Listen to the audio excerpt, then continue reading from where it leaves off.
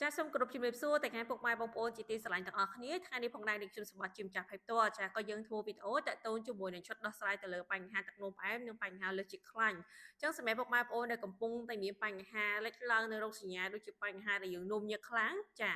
ទី2គឺបញ្ហាដែលយើងឃ្លានជាមួយចំណីអាហារដូចជារបបផ្អែមគ្រឿងបំពងចារបស់អាហារការឆ្នៃបែបទំនើបដូចជាគ្រឿងកំប៉ុងចាអាហារវេចខ្ចប់អីហ្នឹងគឺយើងញ៉ាំច្រើនគឺធ្វើឲ្យយើងនឹងឡើងជាស្ករចាហើយយើងចូលចិត្តញ៉ាំតែអាហារទាំងអស់ហ្នឹងឯងចាមួយទៀតគឺយើងមានការរមាស់រស័ព្ទនៅលើស្បែករបស់យើងចាហើយពេលដែលយើងអេសទៅជាដំបៅក៏ខ្លាចទៅជាដំបៅមិនងាយជាចាគឺទៅជាមានទឹកល្ងៃនៅលើស្បែករបស់យើងចាហើយមួយទៀតគឺមានការហើមចានៅលើដៃនៅលើជើងរបស់យើងចាហើយមានការងងឹតភ្នែកចាស្វាំងភ្នែកចាអាសាភ្លេចភ្លាំងចាឈឺក្បាលវិលមុខអស់កម្លាំងរហិតរហៃទន់ដៃទន់ជើងចាពេលខ្លះគឺយើងបាច់គឺស្រាក់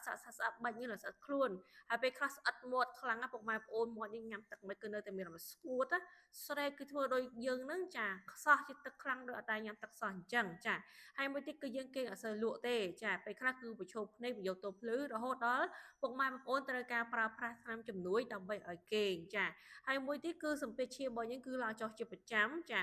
ពេលខ្លះគឺឡើងជាស្ករឡើងជាកំហុសតែម្ដងចាឡើងចូលដល់2ឬក៏300ដែលធ្វើពុកម៉ែបងប្អូនមានការចាសន្លប់បាត់បង់ស្មារតីចាតែយើងអត់ដឹងខ្លួនដែលនេះគឺជាករណីមួយដែលធ្ងន់ធ្ងរដែលអាចប្រឈមឲ្យយើងមានការខ្វះអូសែនបេះដូងអាចធ្វើយើងគាំងបេះដូងភ្លាមមកពុកម៉ែបងប្អូនចាអញ្ចឹងប្រសិនជាពុកម៉ែបងប្អូនសង្កេតឃើញថាខ្លួនកំពុងតែមានបញ្ហាទាំងអស់នេះលេចឡើងរោគសញ្ញាទាំងអស់ហ្នឹងមួយឬក៏ពីរបញ្ជាក់ថាពុកម៉ែបងប្អូនកំពុងតែមានបញ្ហាទឹកនោមផ្អែមកម្រិតដែលធ្ងន់ធ្ងរដែលយើងគួរតែប្រញាប់ក្នុងការដោះស្រាយអញ្ចឹងនៅក្នុងដំណោះស្រាយដ៏ល្អនៅក្នុងថ្ងៃនេះពុកម៉ែបងប្អូននេះគឺជាឈុតឆ្លើយតបជាមួយនឹងបញ្ហានេះជួយពុកម៉ែបងប្អូនដែលមានសមត្ថភាពនៅក្នុងការចូលទៅក្នុងរាងកាយរបស់យើងចាចូលទៅដល់លំពេងរបស់យើងចាជួយឲ្យមេតាចាអរម៉ូនមេតារបស់យើងនឹងផលិតនៅអាំងស៊ូលីនគ្រប់គ្រាន់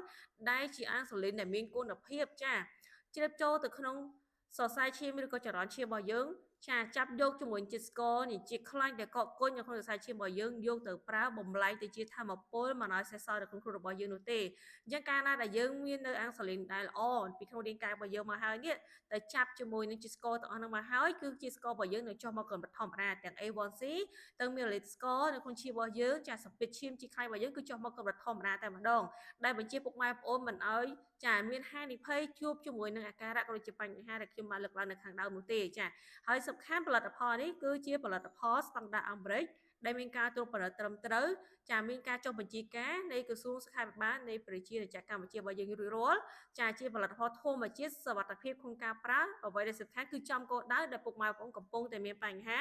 ទឹកនោមផ្អែមនឹងតែម្ដងចាអញ្ចឹងសម្រាប់ព័ត៌មានលម្អិតគឺជាការកំងពុកម៉ែបងប្អូនអាចធ្វើការតំណែងតំណងមកតាមរយៈ page ខ្ញុំផ្ទាល់ឬក៏តាមរយៈលេខទូរស័ព្ទទាំង3ប្រព័ន្ធដែលខ្ញុំបានធ្វើការដាក់នៅខាងលើវីដេអូនេះផងដែរជាចុងក្រោយខ្ញុំសម្រាប់ក៏សូមអរគុណជម្រាបលាពុកម៉ែបងប្អូនទាំងអស់គ្នា